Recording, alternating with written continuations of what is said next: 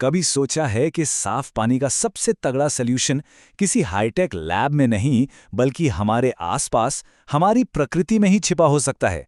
चलिए आज इसी की पड़ताल करते हैं और देखते हैं कि कैसे सदियों पुराना ज्ञान आज की एक बहुत बड़ी चुनौती का जवाब दे सकता है।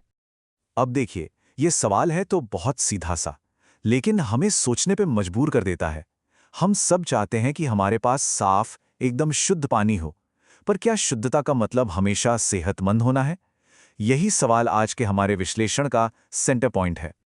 आजकल ज्यादातर घरों में इस सवाल का एक ही जवाब मिलता है, रिवर्स ऑस्मोसिस यानी आरओ सिस्टम। इसे पानी साफ करने का सबसे मॉडर्न और असरदार तरीका माना जाता है और ये हमारे देश में एक बहुत ही पॉपुलर ऑप्शन बन चुका है। लेकिन यहीं पे एक पेच है जिसे कहते हैं डीमिनरलाइजेशन। आरओ सिस्टम इतने पावरफुल होते हैं कि वो गंदगी के साथ साथ पानी में मौजूद जरूरी मिनरल्स को भी बाहर निकाल देते हैं। आपको पता है, वर्ल्ड हेल्थ ऑर्गेनाइजेशन यानी डब्ल्यूएचओ ने भी चिंता जताई है कि ऐसे पानी को लगातार पीने से शरीर में मैग्नीशियम और कैल्शियम जैसे जरूरी खनिजों की कमी हो सकती है। लेकिन ये कहानी सिर्फ हमारे आपके घरों और मिनरल्स की नहीं है। ये एक बहुत बड़ी, एक ग्लोबल चुनौती का हिस्सा है। तो चलिए अब जरा पर्सनल चॉइस से आगे बढ़कर दुनिया के पैमाने पर इस समस्या को देखते हैं। एक अनुमान ये कहता है कि 2025 तक दुनिया की आधी से ज्यादा आबादी को पानी की किल्लत का सामना करना पड़ेगा। ये आंकड़ा वाकई चौंकाने वाला है और ये हमें इस संकट की असली गहराई दिखाता है। और हकीकत तो ये है कि लाखों लोगों के लिए ये महंगे और बिजली से चलने वाले आरओ सिस्टम कोई ऑप्शन ही नहीं है। कई ग्रामीण समुदाय आज भी तालाबों जैसे असुरक्षित स्रोतों पर निर्भर हैं, जो अक्सर पानी से होने वाली बीमारियों का घर होते हैं। तो फिर इसका हल क्या है? शायद इसका जवाब किसी नई टेक्नोलॉजी में नहीं बल्कि हजारों साल पुराने ज्ञान में छिपा है। चलिए अब कहानी को एक ऐसे सल्यूशन की ओर मोड़ते हैं जिसकी जड़ें बहुत बहुत गहरी हैं। ये कोई नया आइडिया नहीं है।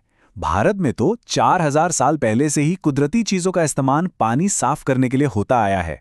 सुश्रुत संहिता जैसे हमारे पुराने आयुर्वेदिक ग्रंथों में भी इसका जिक्र मिलता है। ये इस बात का पक्का सबूत है कि हमारे पूर्वजों के पास प्रकृति पर आधारित कमाल के उपाय थे। अब इसके पीछे का साइंस भी बड़ा मजेदार है।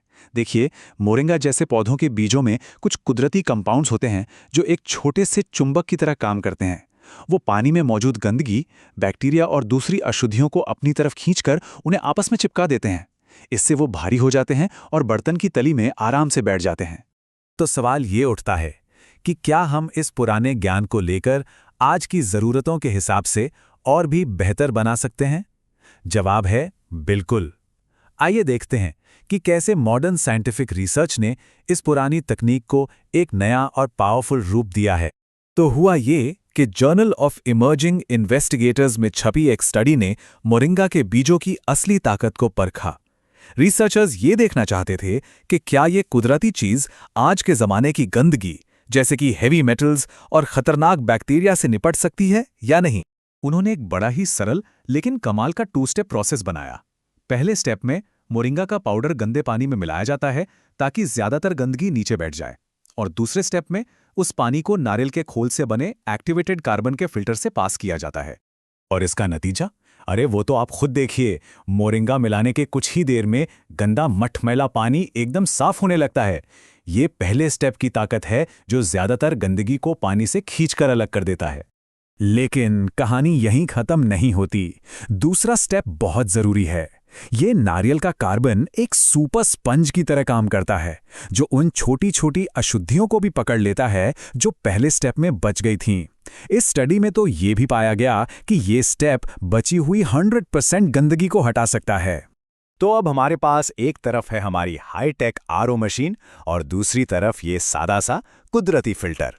चलिए अब इन दोनों की सीधी टक्कर करवाते हैं और देखते हैं कि कौन किस पर भारी पड़ता है।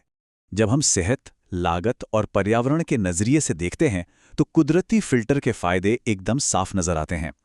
ये न सिर्फ पानी में जरूरी मिनरल्स को बचाए रखता है, बल्कि ये बहुत सस्ता भी है। इसे बनाने में लोकल चीजें इस्तेमाल होती हैं और इसे चलाने के लिए बिजली भी नहीं चाहिए। और हाँ, ये पर्यावरण के लिए भी कहीं ज्यादा बेहतर है। और अगर किसी को भी इसके असरदार होने पर जरा सा भी शक है तो ये रहा वैज्ञानिक सबूत। स्टडी ने साफ साफ कहा कि इस सिंपल नेचुरल सिस्टम से गुजरने के बाद ई कोलाई जैसे खतरनाक बैक्टीरिया का नामो निशान तक नहीं मिला। मतलब ये आज के सेफ्टी स्टैंडर्ड्स पर पूरी तरह खरा उतरता है। तो इन सब का मतलब क्या निकलता है? इसका मतलब ये है कि हमारे पास एक ऐसा समाधान है जो पानी को साफ करने के तरीके में क्रांति ला सकता है, खासकर उन लोगों के लिए जिन्हें इसकी सबसे ज्यादा जरूरत है। ये तकनीक लोकल कम्युनिटीज को ताकत देती है। ये महंगे इंफ्रास्ट्रक्चर पर उनकी निर्भरता कम करती है। ये पुराने ज्ञान और नई साइंस का एक बहुत ही खूबसूरत संगम है।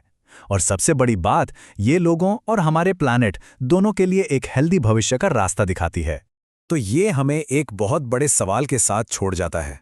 अगर पानी जैसी बुनियादी जरूरत का इतना सुंदर और सरल समाधान प्रकृति में ही छिपा हो सकता है, तो सोचिए ऐसी और कौन सी बड़ी बड़ी समस्याएं हैं जिनके जवाब शायद हमारे पैरों के नीचे, हमारे आसपास की दुनिया में ही हमारा इंतजार कर रहे हैं।